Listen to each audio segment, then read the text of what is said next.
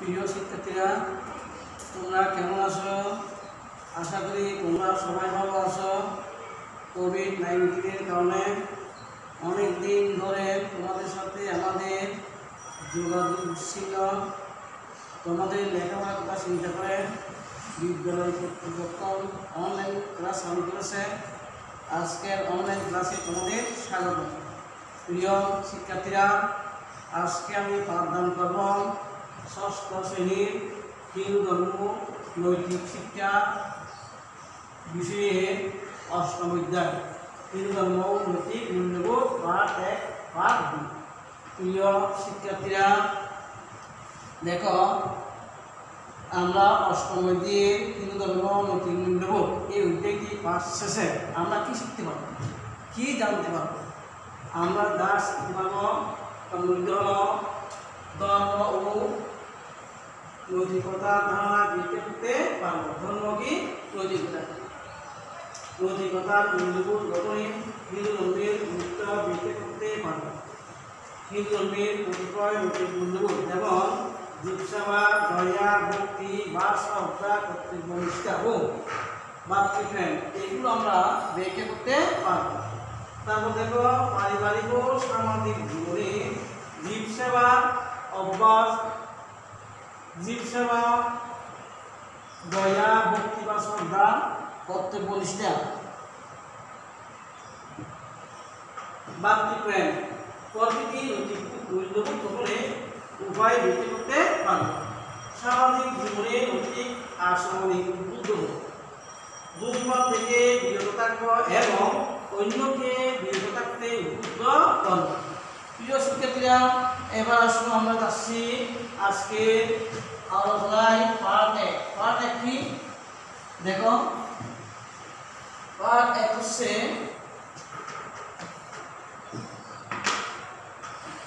Part 1 ধর্ম ও নৈতিকতার ধারণা।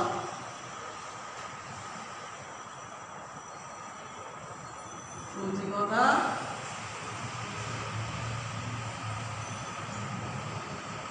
ধারণা। প্রিয় শিক্ষার্থীরা, তোমাদের পাঠ্যপুস্তক হল অষ্টম অধ্যায় অর্থাৎ পেজ 61 যাও। আমি একটু রিডিং করে শোনাচ্ছি। দেখো, ধর্ম ও নৈতিকতার ধারণা। ধর্ম, ধর্ম কি? আমরা জানি যা ধারণ করে তাকে ধর্ম বলে। মানুষ, পশু পাখি, গাছপালা, সমুদ্র, নদী, পাহাড়, পর্বত, মরুভূমি সব কিছুকে ধর্ম ধারণ করে আছে। আবার ধর্ম শব্দটির একটি অর্থ ন্যায় বিচারও জীবন আচরণের বিধিবিধান। আমাদের ধর্ম মেনে চলতে হবে, এই কথার অর্থ হলো আমাকে জীবন আচরণের ক্ষেত্রে বিধিবিধান মেনে চলতে হবে, ন্যায় বিচার করতে হবে। অন্যদিকে ধর্ম হলো কোনো জীব বা বস্তুর গুণ বা বিশেষ বৈশিষ্ট্য। যেমন আগুনের ধর্ম ধারণ করা, মানুষের উদ্দেশ্য ধর্ম আছে, তার নাম বৈশিষ্ট্য বা মানবতা। এছাড়া যা থেকে মুক্ত লাভ হয় তার নামও ধর্ম। সুতরাং বলা যায় যে বিশেষ গুণ যা আমাদের ধারণ করে,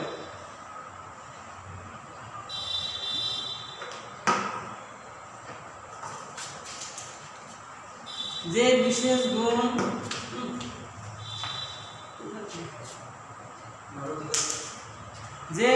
গুণ যা আমাদের ধারণ করে, যার অনুশীলন দ্বারা জীবের কল্যাণ হয় এবং নিজের মুক্তি লাভ হয়, তার নাম ধর্ম।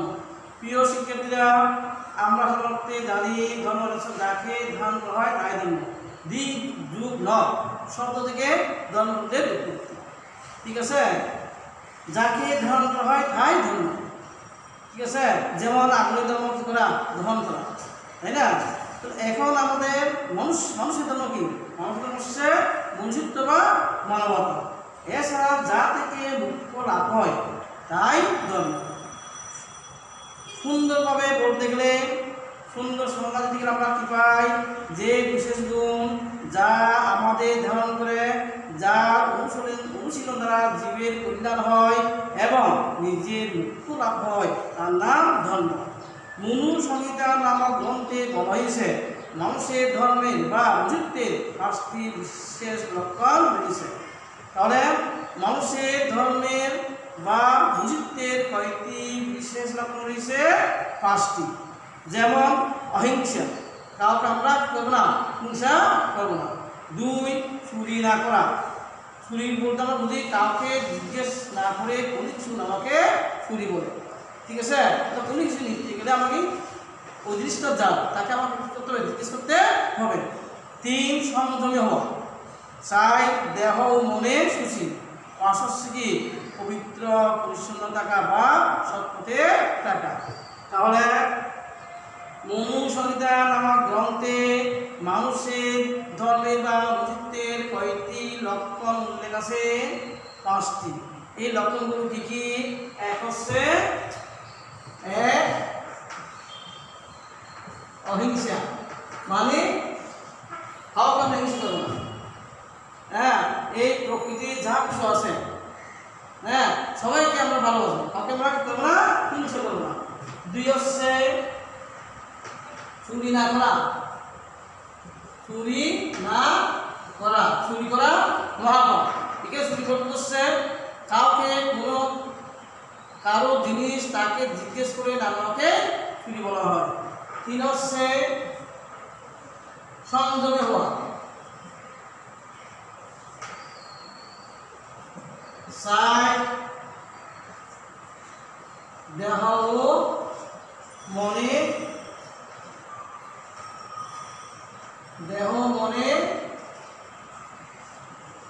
খুশি বা পবিত্র পরিচ্ছন্ন থাকা।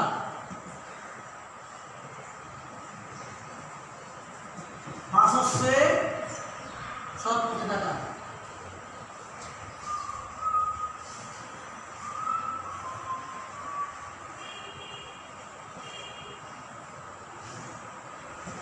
প্রিয় শিক্ষার্থীরা, মনু সংহিতা নামক গ্রন্থে মানুষের ধর্ম বা মনুষ্যত্বের কয়টি বিশেষ লক্ষণের কথা উল্লেখ করা আছে? 5টি। এই 5টি বিশেষ লক্ষণ কি? 1 হচ্ছে অহিংসা। অহিংসা হচ্ছে পরম ধর্ম। হ্যাঁ, প্রকৃতির সব কিছুকে আমরা ভালোবাসবো, তাকে হিংসা করবো না। চুরি না করা। চুরি করা কিন্তু মহাপাপ। সংযমী হবো, যে কোনো কাজে আমি কি হবো? সংযমী হবো। দেহ মনে সুশী বা পবিত্র পরিচ্ছন্ন থাকা।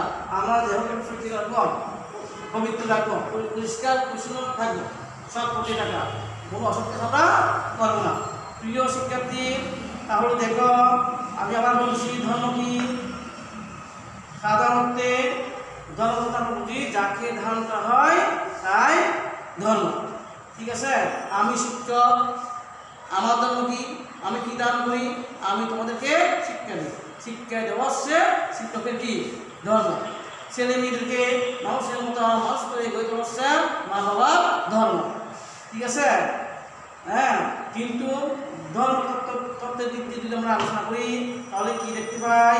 যে বিশেষ গুণ যা আমাদের ধারণ করে, যা অনুশীলন দ্বারা জীবের কল্যাণ হয় এবং নিজের মুক্তি লাভ হয় তার নাম ধর্ম। মনু সংহিতা নামক গ্রন্থে ধর্মের বা মনুষ্যের এই 5টি বিশেষ লক্ষণের কথা উল্লেখ করা হয়েছে। ঠিক আছে? এই লক্ষণগুলো কি কি? হিংসা না করা, চুরি না করা, সংযমী হওয়া, দেহ মনে সুশী বা পবিত্র পরিচ্ছন্ন থাকা, সৎপথে থাকা। প্রিয় শিক্ষার্থী, এবার আসুন, এবার আমরা আলোচনা করব নৈতিকতা। কি আলোচনা করব আমরা? নৈতিকতা। নৈতিকতা কি? যে কাজ করলে মঙ্গল হয়, কারো কোনো ক্ষতি হয় না, সেই কাজ হচ্ছে ভালো কাজ। যেমন আমার যোগাসন করি, এতে আমাদের শরীর ও মনের উপকার হয়, আমাদের মঙ্গল হয়, কিন্তু অন্য কারো ক্ষতি হয় না, এটা ভালো কাজ। আবার আমি অন্যের সঙ্গে সম্প্রীতির সম্পর্ক স্থাপন করলাম, সম্প্রীতির ভাব বজায় রেখে সমাজে চললাম, তাহলে কি হবে? তাহলে আমার এবং আমার পাশাপাশি সমাজের সকল মানুষের মঙ্গল হবে। এটা ভালো কাজ। অন্যদিকে মিথ্যা কথা বললে চরিত্র নষ্ট হয়, পাপ হয়, এতে অন্যের অমঙ্গল হয়। সুতরাং মিথ্যা কথা বলা মন্দ কাজ এবং মহা পাপ। আমরা এটা কখনো করব না। কোনটা ভালো কাজ আর কোনটা মন্দ কাজ তা বিচার করার জ্ঞানকে নীতি বলে। প্রিয় শিক্ষার্থীরা, নীতি কি? নীতি হচ্ছে কোন কাজটা ভালো কোন কাজটা মন্দ তা বিচার করার জ্ঞানকে নীতি বলে। আমি যে এই কাজটা করছি এটা কি ভালো না খারাপ, এটা বিচার করা নির্ণয় করার জ্ঞানকে বলা হয় নীতি। আর নৈতিকতা বলতে বুঝায় ভালো মন্দ কাজে পার্থক্য বুঝে ভালো কাজ করার এবং মন্দ কাজ না করার মানসিকতা। ঠিক আছে? তাহলে নীতি হচ্ছে কোন কাজটা ভালো কোন কাজটা মন্দ তা বিচার করার জ্ঞানকে বলে নীতি। আর নৈতিকতা হচ্ছে কোনটা ভালো কাজ আর কোনটা মন্দ কাজ তা। আর নৈতিকতা বলতে বোঝায় ভালো কাজ ও মন্দ কাজের পার্থক্য বুঝে ভালো কাজ করার আর মন্দ কাজ না করার মানসিকতা। মনে হয় একটা কাজ করতে গেছি, চিন্তাটা ভালো কিনা মন্দ এটা পার্থক্য নির্ণয় করে যদি ভালো হয় আমি এটা করবো, আর যদি মন্দ হয় তাহলে আমি কী করবো, ত্যাগ করবো, এই কাজটা আমি করবো। এই ধরনের মানসিকতাকে বলা হয় নৈতিকতা। নৈতিকতা হচ্ছে একটি সাহিত্যিক গুণ। নৈতিকতা হচ্ছে মানুষের জীবনের একটি গুণ, সাহিত্যিক গুণ। নৈতিকতা একটি মূল্যবোধ। প্রিয় শিক্ষার্থীরা,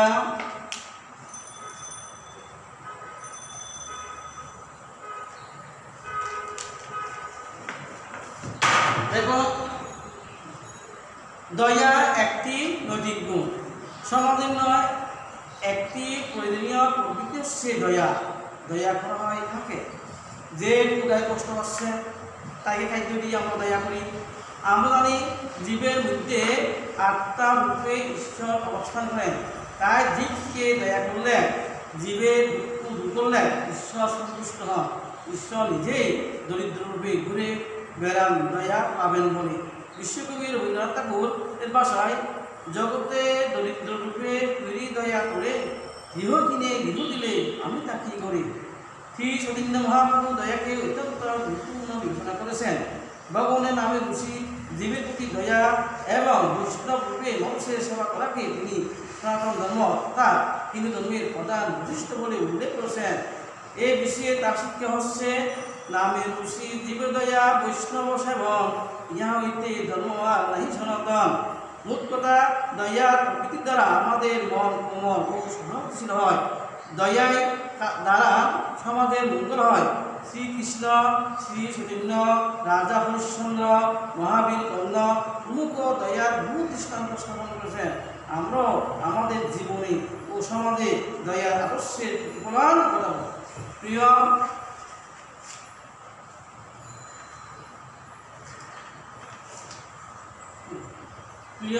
শিক্ষার্থীরা, তাহলে আমরা নীতি ও নৈতিকতা সম্পর্কে আমরা আলোচনা করছি।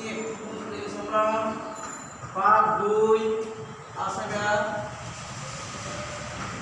নৈতিক মূল্যবোধ। নৈতিক মূল্যবোধ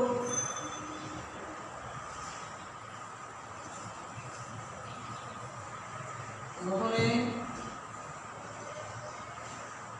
হিন্দু ধর্মে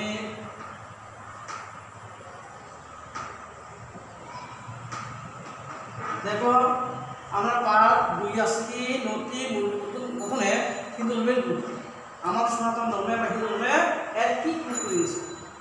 নৈতিক মূল্যবোধ বলে ধর্মের অত্যন্ত গুরুত্ব দিয়েছে। ধর্ম সত্য নিয়ে কথা বলে, কখনো অসত্য নিয়ে কথা ধর্ম বলে না। মানুষের মঙ্গলের কথা বলে, নৈতিক মূল্যবোধ সে একই কথা বলে। তাহলে ধর্ম কি বলে? প্রত্যেকটি ধর্মে, সনাতন ধর্ম যে কোনো ধর্মে মানুষের খুশির কথা বলেছে, মঙ্গলের কথা বলেছে। সত্য নিয়ে কথা বলেছে, সুন্দর পথে চলার কথা বলেছে, আর নৈতিক মূল্যবোধও সে একই কথা বলে। হিন্দু ধর্মের শিক্ষায়, উপদেশে ও অনুশাসনে নৈতিক মূল্যবোধের প্রতি গুরুত্ব দেওয়া হয়েছে। আমাদের হিন্দু ধর্মের শিক্ষায় তোমাকে লেখাপড়া করতে হবে, সুশিক্ষিত হতে হবে, উপদেশে আর অনুশাসনে নৈতিক মূল্যবোধের গুরুত্ব দেওয়া হয়েছে। এখানে বলা হয়েছে ঈশ্বর আত্মা রূপে জীবের মধ্যে অবস্থান করেন। ঈশ্বর কোথায়? ঈশ্বর আমার মধ্যে অবস্থান করতেছেন কি রূপে? আত্মা রূপে। তাই জীবের সেবা করলে ঈশ্বরের সেবা করা হয়। জীবকে কষ্ট দিলে ঈশ্বরকেও কষ্ট দেওয়া হয়। এই জীবসেবা হিন্দু ধর্মের অঙ্গ, হিন্দু ধর্মের শিক্ষা। আবার জীবসেবা একটি নৈতিক গুণ, এটি নৈতিক মূল্যবোধ। আমাদের সনাতন বলেছে ঈশ্বর কোথায়? ঈশ্বর আত্মরূপে জীবের মধ্যে অবস্থান করছে। জীব বলতে কিছু ভালো না, মানুষ, কুকুর, বিড়াল, ছাগল প্রভৃতি যত প্রাণী আছে তার মধ্যে আত্মারূপে ঈশ্বর অবস্থান করতেছেন। তাদের সেবা করলে ভাবে ঈশ্বরের সেবা করা হয়। ঠিক আছে? জীবকে যদি আমরা কষ্ট দিই তাহলে ঈশ্বর কি পাই? কষ্ট পায়। এই জীব সেবা হিন্দু ধর্মের অঙ্গ, হিন্দু ধর্মের শিক্ষা। আবার জীব সেবা একটি নৈতিক গুণ, একটি আবার নৈতিক মূল্যবোধ।